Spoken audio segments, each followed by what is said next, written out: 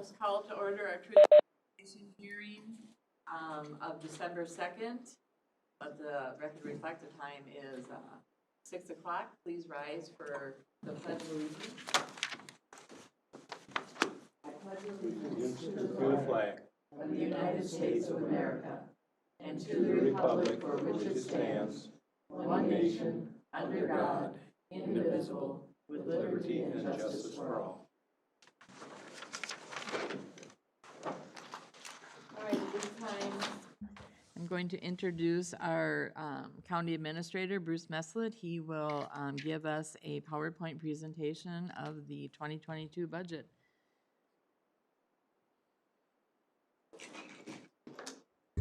Thank you, Chair Danielowski, members of the Commission, members of the public, and the community on WebEx. Tonight represents the official Truth and Taxation hearing as required under Minnesota statutes. And what it does is give us a chance for the community to review the proposed 2022 budget and the proposed 2022 levy. Staff will be presenting just a brief summary overview before opening up the meeting for public comment. Keisha, if you want to hide some of those things, that would be great. So just briefly starting out, Sherburne County mission, of course, is to provide necessary services in a cost-effective manner for supporting our quality of life. Tim, do you want to grab that?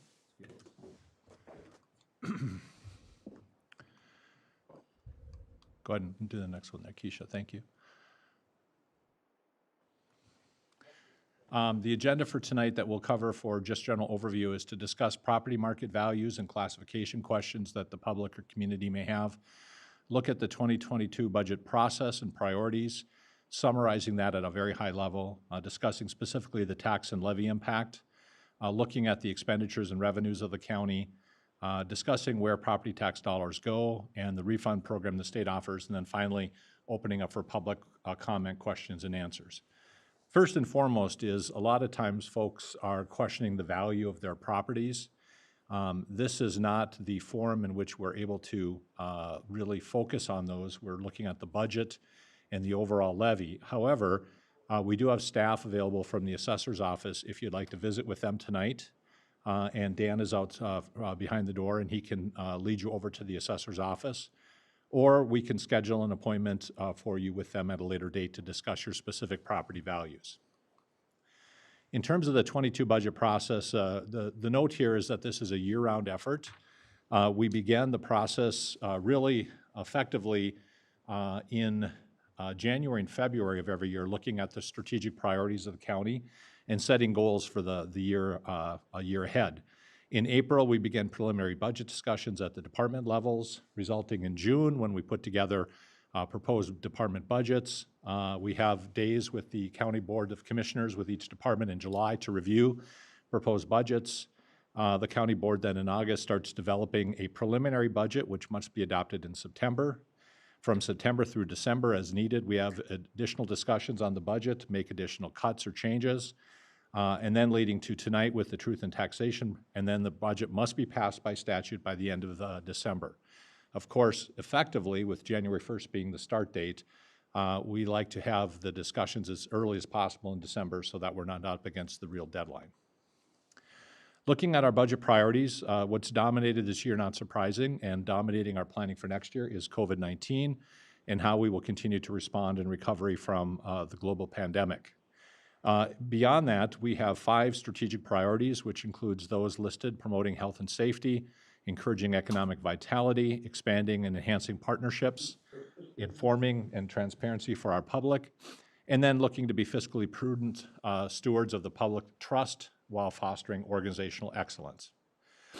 Looking at 2022, our unknown is the short-term as well as long-term impacts from the pandemic and how it's affecting our budgets, and you'll see some of those impacts a little bit later.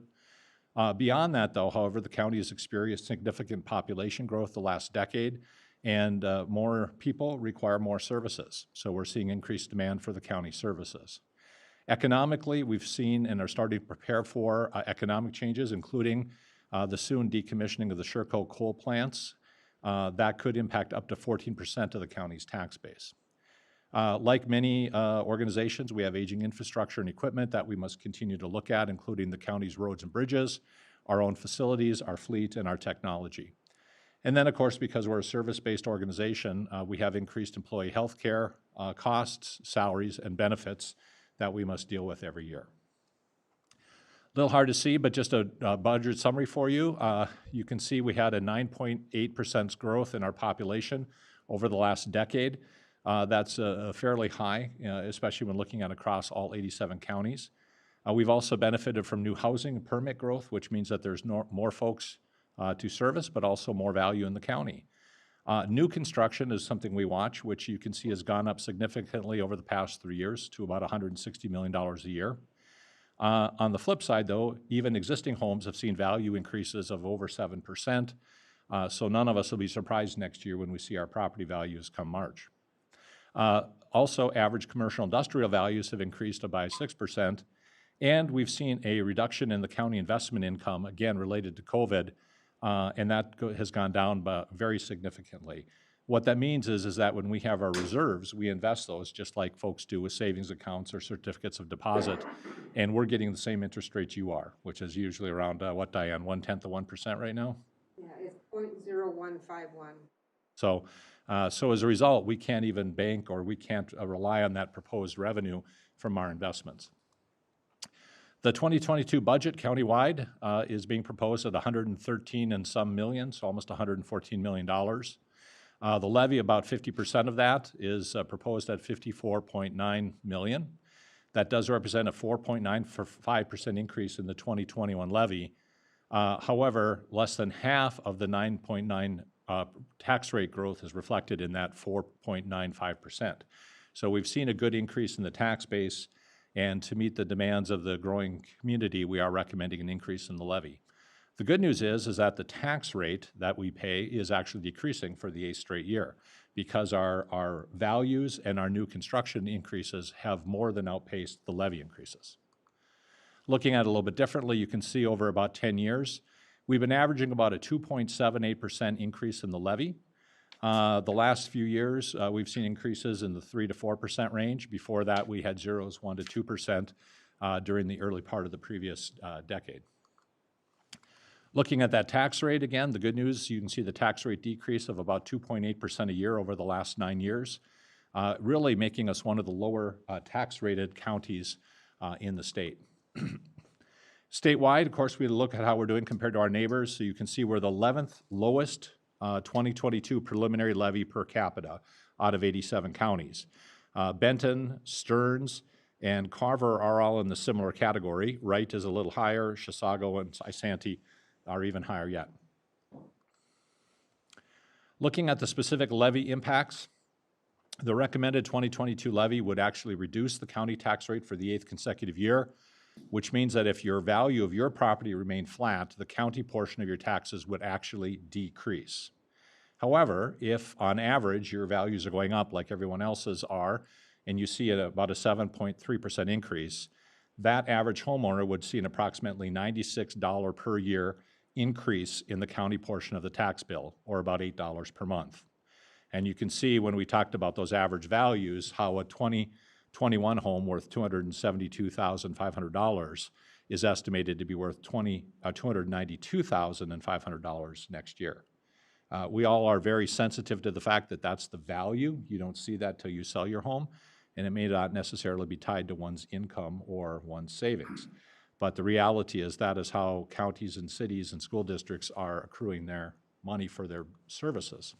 Specifically, this is a little bit of a reminder for us all. The federal government gets income tax, the state gets income tax, sales tax, and property tax.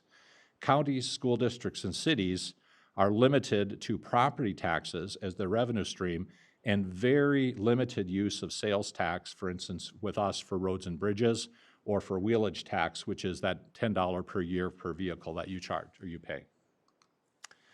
So where does the county get its money? Property taxes, aids from state and federal government, other grants. We charge for some services. We do get a wheelage tax and a local option sales tax to pay for our roads and bridges. How do we determine where that money is spent? The county board has some flexibility, but in many cases, we have to follow federal requirements. There are state laws and mandates that we must follow and implement. We may have agreements or program requirements to meet. We have discretion in some areas, which is why the county board is listed, and we have designated agents or agencies that are also allowed to be funded by us. So if we look specifically at the proposed revenues, you can see in many ways we talk about being a two-legged stool. Half of our revenue comes from the levy.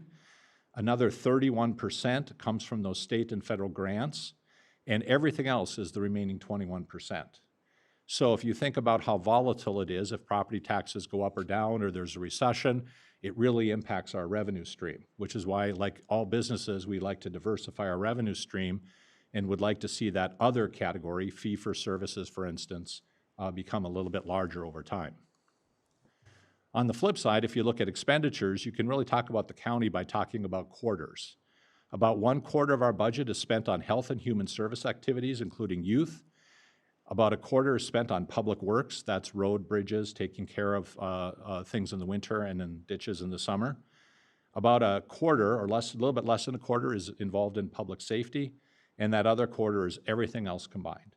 So you really, when you talk about the county and what it does, we like to talk about the three publics: public health and human services, public safety, and public works. That explains who we are and what we do. If we look a little bit deeper at the budget itself, we are a service-based organization. 53% of our budget goes for personnel costs. The drivers on that are including those mandates we talked about and programs, cost of living adjustments, step increases if you're on a step system, market adjustments, which has become a very significant issue for us in this current labor environment, healthcare and benefits, insurance, workers' compensation, retirement, and OPEB is other post-employment benefits that we're required to pay, and then recently the demand because of COVID-19. If we look over the last 15 years, we've been averaging a 2% increase in our cost of living, which is actually remarkably quite low. But, of course, 2% over 15 years does build up, as it will in any business. What's perhaps the most intriguing thing about next year's budget is that we are actually looking at proposing adding staff next year because of COVID. However, you'll notice all of the staff listed on the screen have zero impact on the levy in 2022.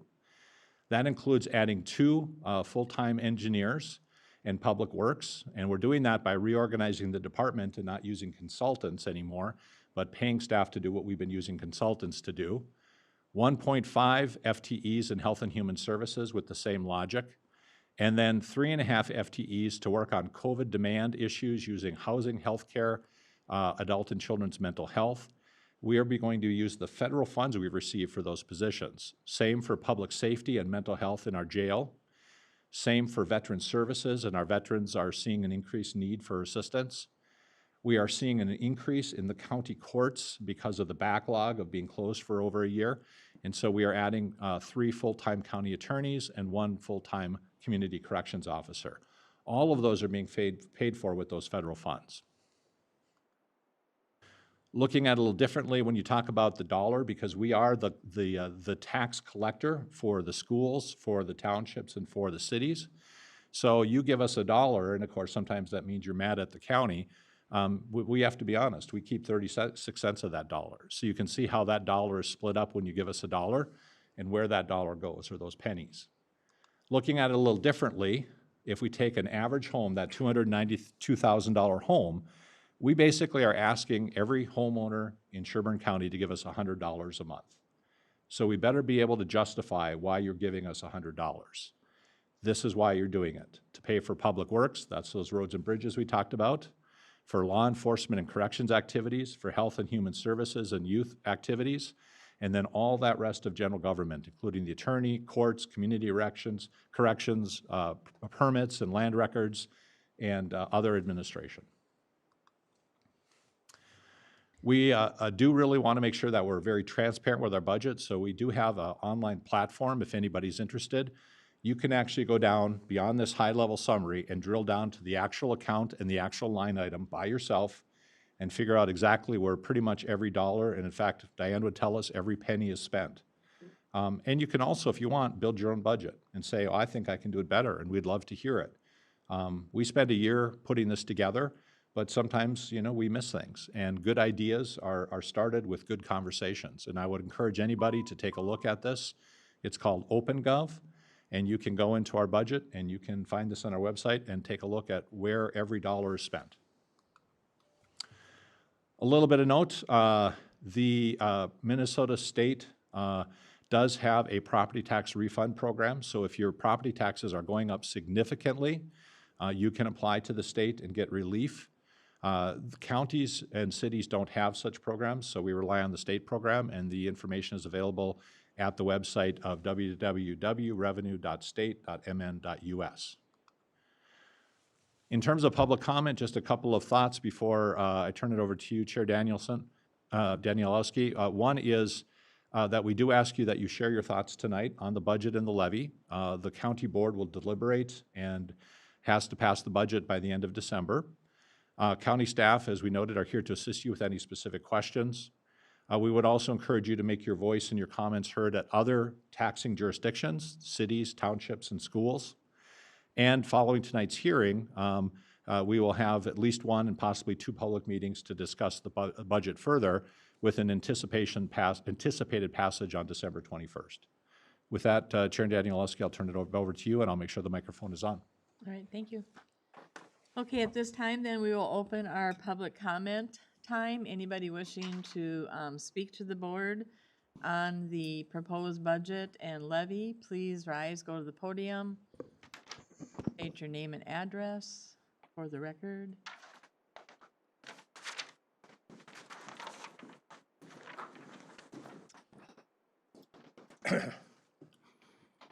I am Ralph Lloyd. I live at 11035 185th Avenue here in Elk River. Welcome, Ralph. I'm a little nervous. You'll have to forgive me. I don't usually talk like this. Don't be nervous. I wish it was that easy. Okay. I'm not that familiar with the county's budget, but I do appreciate sharing that. That was interesting. I'd never seen that before. And it'd be nice to, I've never been to a meeting like this. Nice to, and I'm sure there's a way to see that before I would come. So maybe next year I could look ahead of time. So, That's great. We can put it on beforehand. It'll also be published on our website after tonight's meeting. thank you. And maybe what I've got to ask or say, maybe this is not the appropriate place, so if it's not, you just stop me. And because I have a question, and maybe it's more directed at the tax folks in the other room. I don't know. We'll ask the question and we'll figure it out. Okay, thank you. The first one was that in my house is the assessed value is very close to what your average is here in the county. But I didn't understand why my estimated market value went up, but my homeowners or the homestead exemption went down. I didn't quite understand that. That's the next room? And that is probably a good question to ask staff. Okay, I'm assuming it has something to do with the state adjusting some of that homestead. okay. And, oh, Diane has an answer for you. Answer that question for you. Yes, Diane, thank you. You're welcome. So the higher that your value goes, the less homestead that it goes. It starts out at, you get a credit at 79,000, and the higher your value goes, but you get your Okay. most homestead credit value at the 79,000 mark, and the higher you get, once you get up to 314,000, I think it's 800, then your homestead credit actually goes away. No homestead. Okay, The okay, Department of Revenue has, on their website, has a whole explanation of that and how that's calculated. okay, okay, thank you. You are Does that help? Yes, ma'am, it does. So I hope my home value goes down next year, so my homestead goes up. So, You haven't been looking at sales data, have you, recently? Don't look. no, I haven't, because I hope I don't have to sell. Yeah, There you go. don't we all? And here, I guess here's my whole point, because I'm looking at my proposed taxes sheet here, and my county taxes, and I was looking and I couldn't rectify what I have here against what I was hearing tonight, and I'm sorry, I walked out of the house without a pen, or I would have taken a couple notes and asked an even better question or two. But my taxes went up 13.08% this year, and it's just hard to believe the cost of the county doing business went up 13.08% in 1 year. So, Just curious, Ralph, when you look at your property tax statement, is Yes, that the ma'am. total of all three of the school No, ma'am, district. mine went up, The Sherburne County went from 952 to 1,076. Okay, By my calculation was 13.08%, which, because I have the same things you do. I have rising healthcare costs. I have aging infrastructure, same way, and I have insurance increases every year. I'm retired. I'm on a fixed income. I guarantee you my pension won't go up 13.08% this year. So, anyway, first off, I appreciate y'all's time and what you all do. Don't get me wrong, and I appreciate the opportunity to talk to you too. So that's very nice. I do thank you. So, well, we appreciate you coming out and Yeah. asking the questions. Okay. And there's possibly, you could talk to staff too. There could be some programs that could be of assistance as well. okay, That would fit some of your needs to help offset those. yes, So ma'am. I would definitely ask those questions of staff and Okay. see what it is they can help you out with. So should I now go around the corner to ask any questions? you think? Actually, as you wrap up, I think Dan will grab you, and he can probably describe some of the Okay. specific county increases. And then the homestead question Diane asked, and I apologize, should have introduced Diane. Diane is our elected auditor treasurer, Okay. and so the I think keeper I've of all the spoken with her books. before when I paid my. Yeah. Yeah. And then in addition, I would note that at that rate of 13%, again, Commissioner Danielewski is correct, it's your total increase that you would look at for the state program, but 13% would qualify you for the state property tax reduction program. Oh, okay. So I knew nothing about that. Dan so- could talk to you a little bit about that very Okay. briefly. Yeah. Okay. Yeah, there's ways to help reduce that, Okay. so. All right. Well, God bless you all. Thank you again. I appreciate you the for coming opportunity, and I out. do appreciate y'all's work. Thank you. Come again. Yes, ma'am, I will. All right, thank you, Ralph. You have a good evening. Thank you, ma'am. Anybody else wishing to address the board? Come on, Brad. Don't be shy. Oh, I'm not. I know you're not. Brett Collier, 22549 172nd Big Lake. I see this a little different on how our taxes have gone up. It looks like we try and connect it to our property values having gone up. But if everyone's property values are essentially going up the same amount, the only reason our taxes should be going up is that we're spending more than we did the year before. I haven't been on the website to see what all the specific line items are. I had a couple questions. Is anything, have we dropped our budget on anything over this past year? I know we're spending more on COVID and we're more on this, but have we actually cut anything?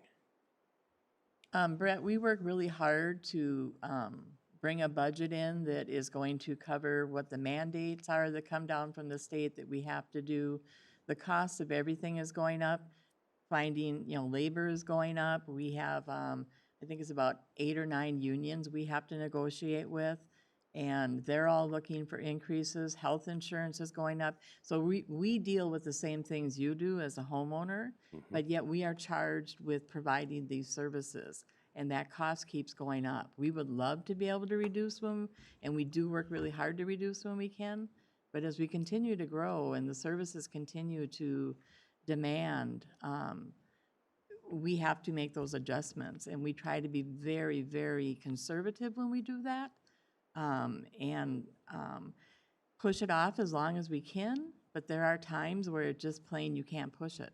And these are some of those times, as everyone knows. You've seen the cost of everything that has gone up, services and wages, and I mean, that's what we're all paying, so. Yeah, well, it is painful. I mean, with the economy that we're in now, a lot of us are having to cut back on things, but it doesn't seem like the county is cutting back on anything. They're getting more. It'll be painful to cut back on some things, and yeah, we'll have to spend more money because there are more people. So but it should still be, sort of a portion of the more people that come in. Well, they're paying taxes too, so that should bring it down to where it's equal. I'll give you an example, Brett, just, real quick, since you understand Andrew's area. Andrew cut this year in Public Works. What we did is we looked at our contracted services, and as the county gets larger and we see more urban profiles on our roads and bridges, What we noticed is that our consulting engineering budget was going from $200,000 or $300,000 a year to over $1 million a year. So Andrew did the analysis and said we can save money by cutting consulting engineering and hiring our own engineers, our design engineers. So for the first time, we will have design engineers. So he actually cut that line item more than the staffing cost to replace it. So we do that on a very project-by-project analysis. Yeah, and that's a good thing, because, you know, when I was young, a lot of the road work and the painting and so forth, that was done by the state or the county, where now we're contracting that out, and a contractor's purpose is to make money. They would like to make as much money as they can. They'd like to paint the roads 3 times a year. But if we had just for example, if that was done by the county or the state, that profit isn't a factor. The one other thing, we're hiring more people as a result of COVID, and we're using the COVID money. Do we have a plan as to what happened when that COVID money's gone? Will those positions go away, or is that going to be another increase? Yeah, we do, and in fact, if you've watched some of the board meetings, especially Commissioner Schmiesing, who is probably our siren song on this, his first question is, what are the coattails? Of that list I showed you, we can speak confidently for 2022. If in good faith, I shared with you that list in 2023, we do have a plan for perhaps 1 or 2 of those as building up into non-COVID money starting in 23 and 24, because the COVID money can be used through 24. But the vast majority of those positions we anticipate will not be funded by levy dollars. We hope that we don't need them once the surge is done, or if the county continues to grow and the need is there, the tax base will have grown by then. So, but we do have a plan for every position that you saw. Okay. And maybe finally, it's sort of disappointing, as big a county as we are, there are very few of us here that have concerns that showed up to this meeting. I don't know if it's just because people aren't reading the little line on their taxes, or perhaps if we need to advertise more that this is happening to try and get more of us involved. Yeah.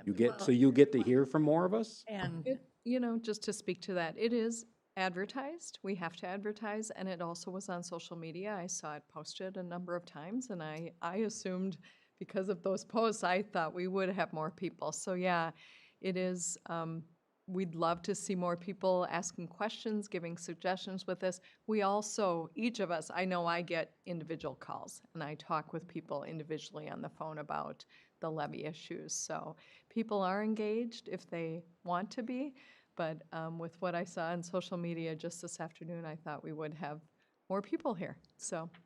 And also, it's mailed to everybody's house, and it states right on the back when each of these meetings are being held. So we do our best to get more involvement, and we do appreciate everybody that has come out tonight. And as Commissioner Phobie said, we do get phone calls, and staff does too. So we can only, we're trying. Just an observation. Yes, and it's a good observation, Brett. Yep. That's all I have today. Thank you. Okay, thank you so much for your comments. Anybody else wishing to address the county board? Second call, anybody wishing to address the county board? Third and final. Yeah, Okay. The third time was the charm. first time here. That's fine. I Welcome. got my property taxes. My name is Chris Bouchard, 5290 Pondview Lane, Big Lake. And I guess I was going over it and I seen something online, and it says the levies and then other levies, and you guys talked about it being on your website. Where does that drill down? Does it say other levies? And then it drills down into more specifics? When you say other levies, we only deal with our levy. So if you're talking like the other jurisdictions, Yeah. you'd have to go to their websites for their information. So this would be just the county's levy information that we're dealing with. If you had, like, I don't know if you're in the city of Big Lake. Yeah. Okay, you would need to go to the city council meeting that will be addressing that for their levy, and then the same with the school district. They each have their own truth and taxation hearings for these levies. But if you have your bill tonight, Dan can show you specifically, so by statute, the county is the mail person Yeah. for all of the levies. So we actually, Diane collects the levy for all of those different jurisdictions, but we don't have any say what the school district sets it at or what they use it for. Yeah, I Same was thing. just trying to see the specifics on the other Yeah. levies, like, Yes. because it's just grouped into other levies. Correct. Right. Yeah, and so what we can do is we can assist you if you need help to finding information about their budget and when their hearing is as well. And Chris, are you talking about where it says other levies, like at the school district level? I believe so, yeah. Yeah, that's usually what has been like voted in levies and such, so that be the people you'd wanna reach out to understand that better? Yeah, and I've made calls for the last couple weeks and I get pointed back and forth to, you know, it's pointing fingers and trying to get the correct information. If you're willing to let us, we'll stop that tonight. We won't point fingers, we'll help Yeah. you understand it. And then the other thing is I'm on you guys' website pretty often looking at stuff, and I know you guys mentioned you guys put out some mailing. I never got anything as far as my house. Is there an email blast that I can get, or? You didn't get a property tax mailing? Property I mean, tax? other than that, I thought you were talking about like another notice. saying- No, it's just the Okay. property tax notice that got mailed. That's And what we how- were referring to. Okay, so before then, how do I keep up on it? For the levy information, Yeah, just kind of what's going on in the county. you can possibly, I'll let Bruce Yeah, answer a that. couple things. I mean, again, if you're comfortable, when you talk with Dan here, if we're going to continue, we'll get a copy of your address to make sure we've got it correct in our databases. I'm pretty sure Diane has it correct since you got your notice, but the official legal notices go out a few times a year. The county board has authorized us to do newsletters that are going to go out 3 times a year. The next one will be going out in December. And hopefully, we want to make sure you get that. That always will have some budget and levy information. Okay, And then I think we do have an online sign up, but if not, we can show you where to kind of look for things. yeah, I'm kind of more into the digital, so I was Yeah. wondering, you know, Yeah. an email would be Yeah, much easier for me to monitor. Yep. yeah. And we also post on social media as well. But when you look at our budget calendar, like if you're interested in how we do the budget, more than likely, the best thing to do is just kind of track the county board agendas, and you'll see it pop up, like strategic planning in January, department budget discussions in April. So there'll be periodic meetings, which are all public meetings that you can attend or listen to online. Okay, Does that help, Chris? yeah, yeah. Okay. And then also, I know that the other jurisdictions, for sure, the city, you can get on their email list and they will send out, and I'm assuming we have something similar. Yeah, I signed up for Big Lake, but I never Yes. get anything from them. Oh, I'm not sure if it's working or okay. got mixed up or what. Well, and if you like digital, I'd encourage you to play around with OpenGov, because Yes. it's kind of to Brett's point. If people don't use OpenGov, we can cut it and save the money. Oh, I just learned about that tonight, Yep. right as you know. Yeah, and I'm sure, some point we put out a press release like we do, and it's on the website, but we can point you directly to it, and you can play as much as you want on it. And So I guess one of the last things is for property taxes, there was a thing I was reading about in California for Proposition 13. Are you guys aware of that?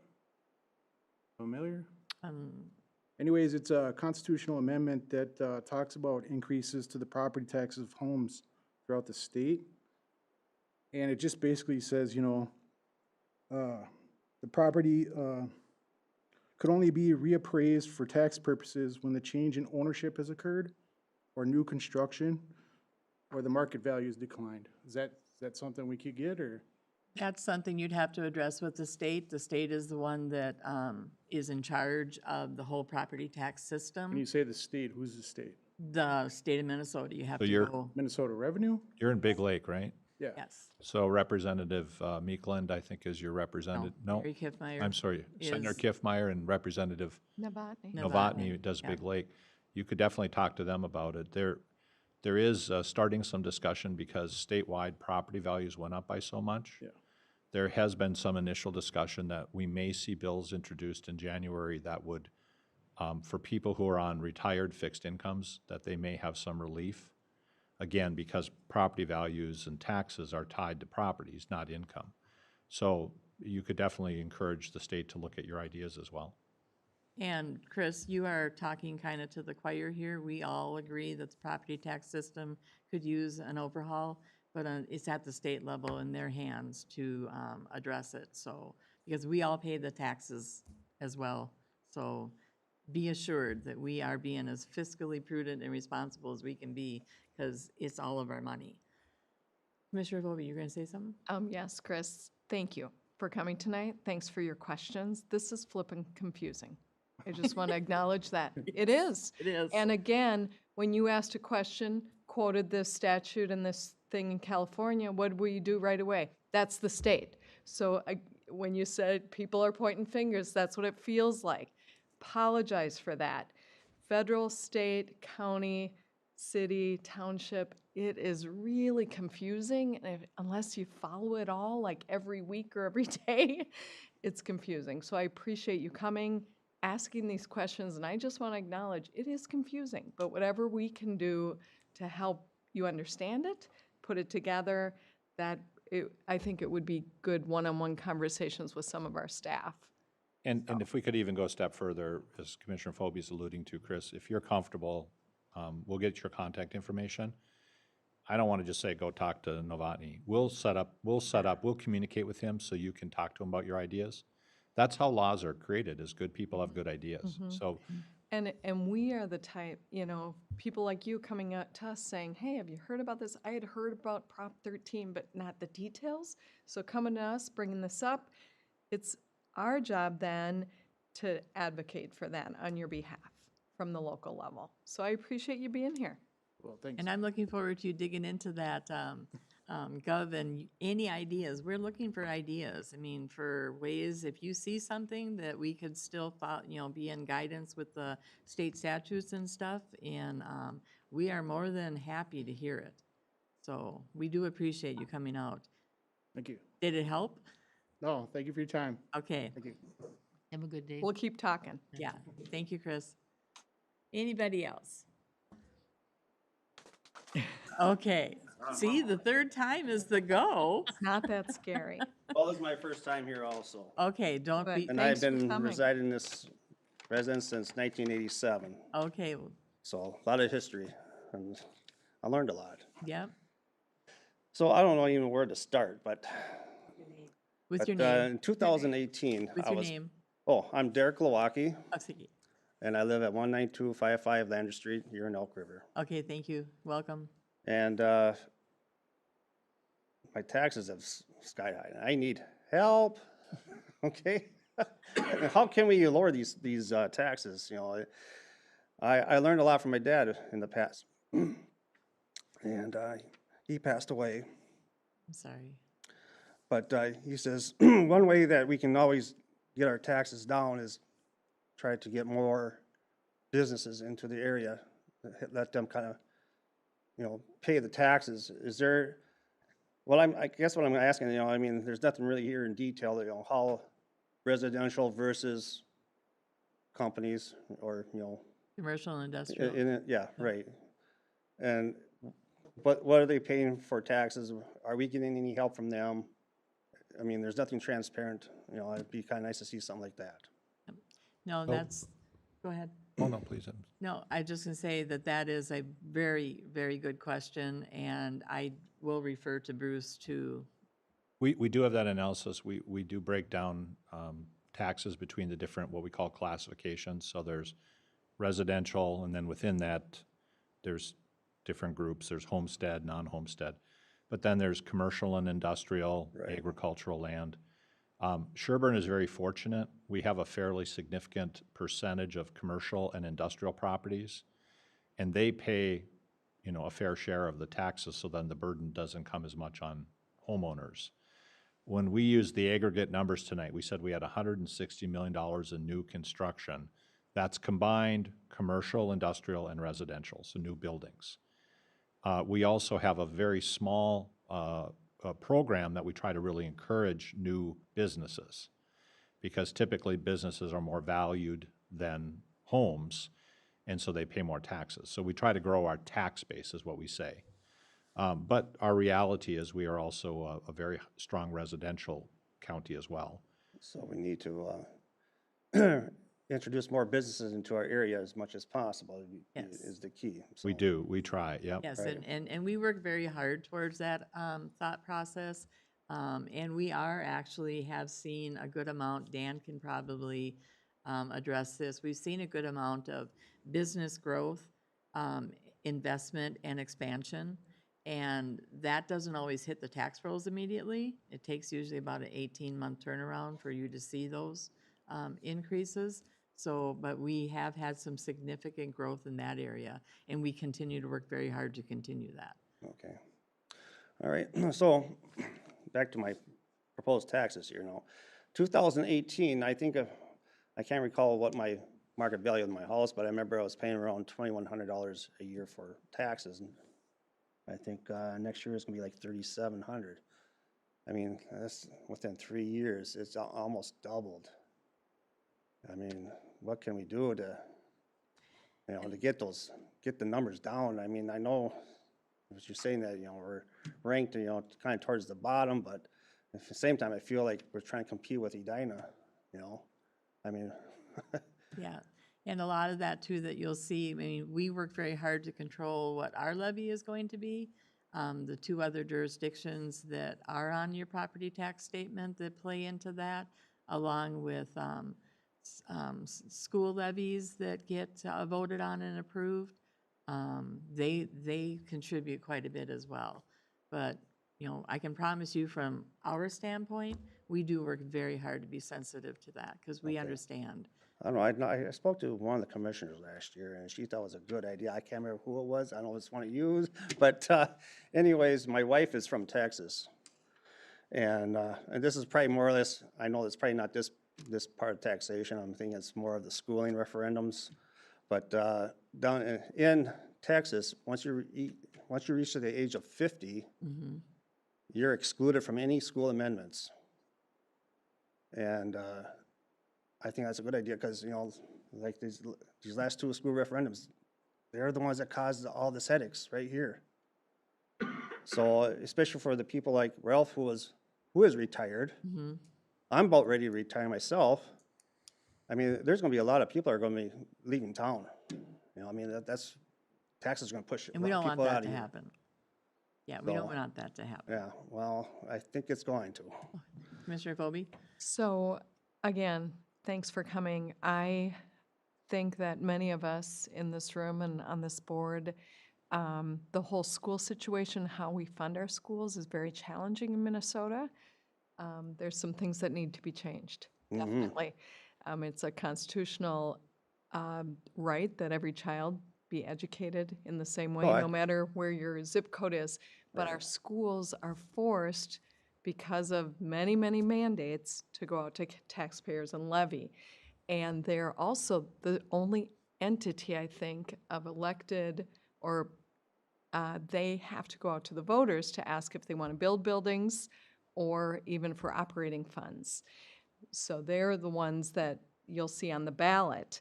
And so, yes, Elk River did support some of those in the last couple of years, and so that did impact your taxes. It's a complicated factor, and schools, I wish our state would fund them differently and appropriate funds differently, I should say, for them. But that's something. Well, my middle son, Matthew, he's an art teacher, so, I mean, my heart goes out to him. But yeah, I'm not totally against education, I mean, for education purposes, but No, to we put hear, a $13 million ice arena, I have no use for that. yeah, no, we. I'd rather see that 13 million going to teachers instead of a hockey rink. So that's my view anyway, so. Yeah, no, we definitely hear you, and we can work on talking to the state level and trying to encourage a change in some of these processes, and I would encourage everybody to also reach out to their representatives with the same concerns, because the voices, as they continue to grow, will have to be listened to. Yeah, I figured there'd be a full house here tonight. This is my Well, first time, but I figured. I have to say, sir, if you study the increases in central Minnesota, we're kind of on the low end. In fact, Mille Lacs County is a 25% increase, their Yeah. county levy. 25%. And what they realized, I'm up from that area, my district's up in that area, and talking to some of the commissioners, and they had really, really low levies for many, many, many years. And it's hit them, and they're realizing they just have to bite the bullet and do it. Another county in central Minnesota, just in the last couple of years, had almost a 20% levy increase. So I appreciate this board, as hard as it is, but to be thoughtful when just our wages and benefits is almost 3%, almost 4%, I'm corrected, almost 5%, just to pay our people and stay with what we've proposed already. It's really hard not to, it's very hard, and I appreciate our staff for all they've done, because they came in higher, and we said, it's not gonna work. So if you look at the surrounding communities, counties though, in central Minnesota, we are on the low end. So I know it still is, your personal situation is tough, I wanna recognize that, but we do push our staff to keep these numbers as low as we can. I appreciate that. Yeah. So. Yep. And don't ever reach out and talk. You can contact any one of us, contact staff. If you're Elk River, Barb is your Yep, commissioner. Barb is your So- commissioner. Yeah. Okay, And I was just gonna say, I went to a meeting yesterday with the school district, and they reassured us that they look at no more new buildings for the next 5 to 7 years. You know, they're estimating the growth with little kids, how fast they're gonna grow up, how many classrooms are gonna need, that more than what they have, and they think they're safe for about 5 to 7 years. So if that helps at all, just to know. After this, you know, ice rink and stuff, that was more of a city issue, but but Yeah, the ice district rink, itself is looking at, you know, keeping their costs in check too, so. and you might want to check with the school, because the ice rink was a partnership between Yeah, the city, the city school and the district, school, and yeah. had a huge donor in furniture and things. and That's what it's furniture and called, things. that. Yeah. Yeah, okay. So, they Yeah. had some major donors to Okay, all offset right. some of that, so I know it's hard to see that, and you think, oh, that's where all our levy That's what I money mean, went. that's where we should Yeah. need some transparency. What did they donate and Yeah. what the expected taxes, you know, so that everyone knows we're all What on the same levy page. dollars Yeah, went. right. And I'm not sure, but I think the city of Elk River's Truth and Taxation is this coming Monday. Is it? It's coming up, and it's on your, it would be on your, Yeah, it's on the back of your property tax Yeah. statement Okay, as to all when right. theirs would be. And I would highly encourage you to go attend that one as well. yeah. Yep. Because that definitely can That's my answer- next stop, so. There you go. There you go, because Got you're the ball definitely rolling. doing the right thing, and I appreciate everybody that came out to listen to the presentation, everybody that can dig deeper into what the budget is, and, like I said, we try our 100% best to keep this as in line as we can, but yet still provide the services that, we're mandated to do, and the employees that we have. As you all know, everybody's looking for help. We're no different. We've had an advertisement out for a community corrections officer, and we just aren't getting any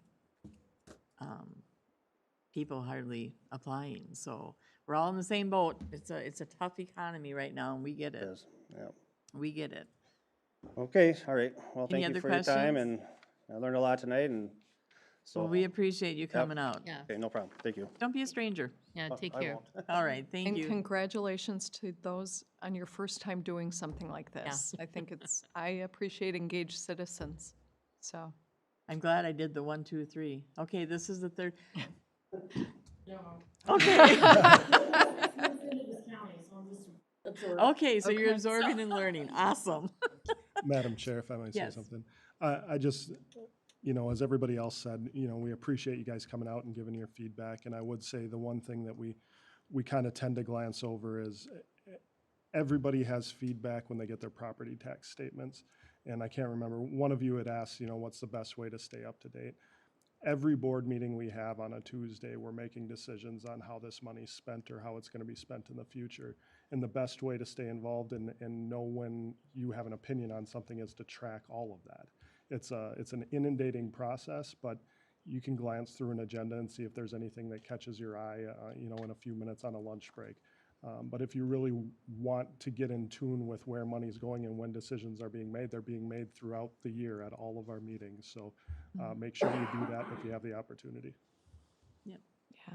It's not just a one and done, it's something we're constantly working on all year long.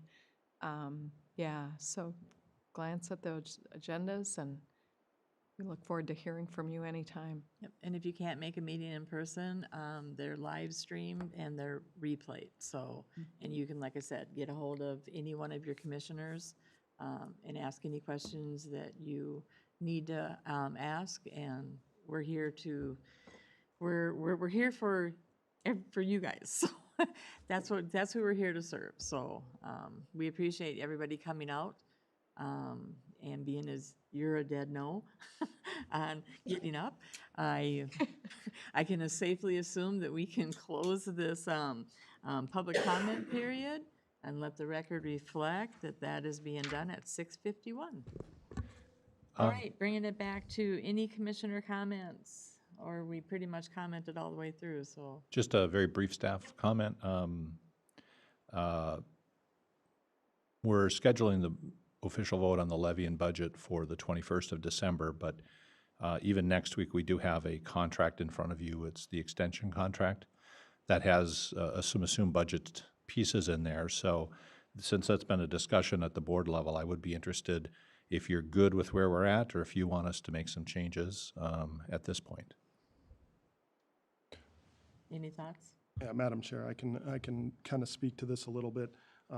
We have had the conversation over the course of the year about the addition of an extension employee or funding a portion of a position in partnership with a few other counties. I've been working with staff and with the company that provides our entrepreneur lab or our business lab already to our existing businesses.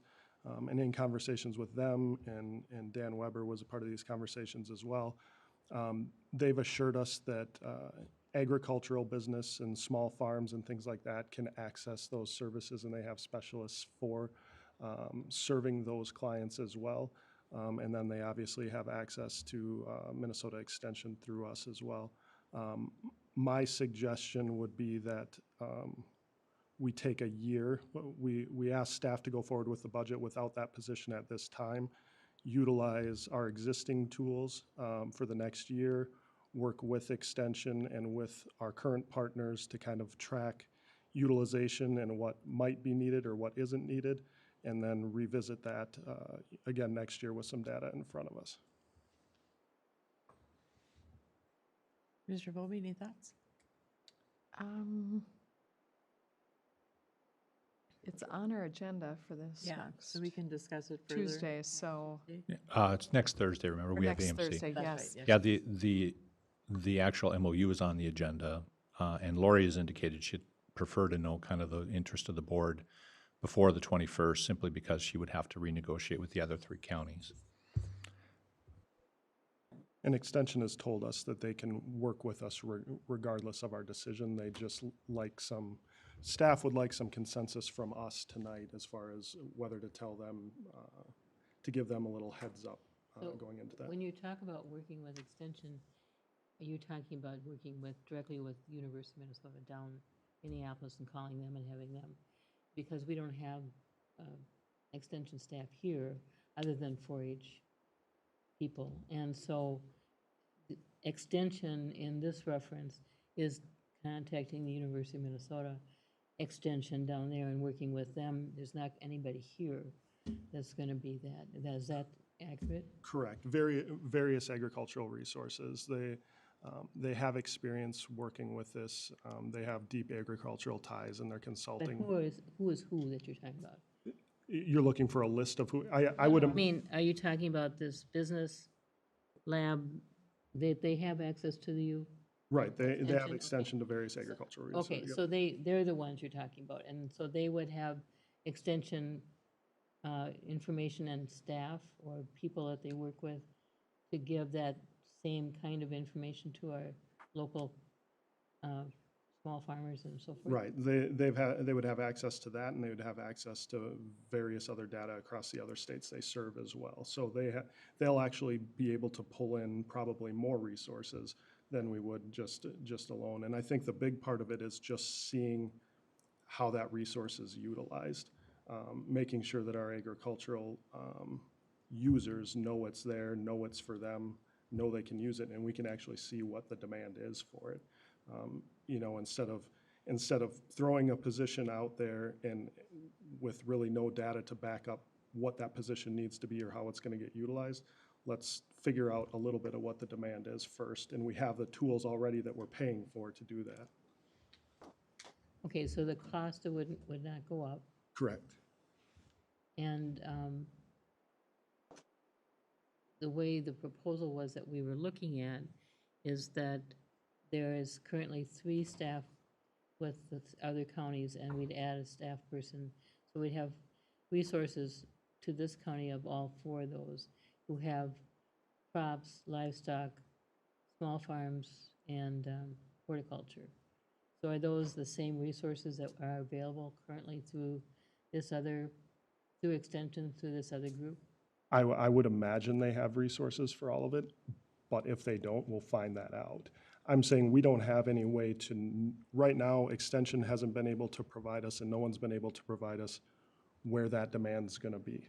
And to simply, you know, I'm all for joining that partnership. However, they've conditioned us joining that partnership with us increasing our levy by $50,000 a year based on data that we don't have. So my suggestion is that we already pay for some of these services with access to a lot of the tools. Will they be all of the same tools? Maybe, maybe not. Will they be better? Maybe. Will they be not as good? Maybe. But it'll give us some data to go off of to know whether the position we're adding, excuse me, and the partnership we're joining is worth that investment, if it's worth more, or what that configuration can be. I'm just not comfortable flying into that decision as blind as we are right now. But we wouldn't be going into that other, I mean, what's currently available potentially for us wouldn't be available if we turned down that option that we're looking at. So what you're talking about is that this other group has access to extension, and we don't know, I mean, I would like to know what the variety of resources with extension that they have that would be available. Yeah, and what I am asking for is essentially status quo for the next year to determine the metrics and what we are funding. Right now, we don't have any agreement with those 3 counties at all. We're talking about the addition of resources with an additional cost. I just want to make sure the demand is there before we add that cost. And I think this is going to be a conversation we're going to have next Thursday when Felix is here as well. And I'm sorry if it's going to be a time thing for her. No. She'll just have to. No, that's fine. She asked. I mean, I was just going to suggest if Yeah. there's not consensus, don't force it tonight. I mean, it's, No, and it isn't, Yeah. I don't think we can do it without a full board. yeah, that's fine. And, Felix isn't here, so. you know, whatever you do, I know Lori will work with you, and, you know, as staff, we'll make it work, whatever you decide. So if you're not ready, it was just a kind of a soft request. So I appreciate the extra conversation. Okay. Yeah. All right. Any other conversation comments before we close the Truth and Taxation meeting? Seeing none? All right. We will be adjourned at 6:59.